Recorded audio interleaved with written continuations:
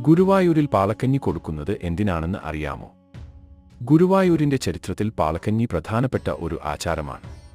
ഒരു കാലത്ത് ഗുരുവായൂർ മേഖലയിൽ മഹാമാരികൾ, ക്ഷാമം, മഹാദുരിതങ്ങൾ മുതലായ പ്രശ്നങ്ങൾ ഭീഷണിയായി. അന്നത്തെ പ്രതിസന്ധിയിൽ നിന്നു രക്ഷ നേടാൻ ഭക്തജനങ്ങൾ പ്രാർത്ഥനയും ഉപവാസവും നടത്തി. അന്നേ സമയം ക്ഷേത്രത്തിൽ അന്നദാനമായി പാലക്കഞ്ഞി വിതരണം ചെയ്യാൻ ആരംഭിച്ചു.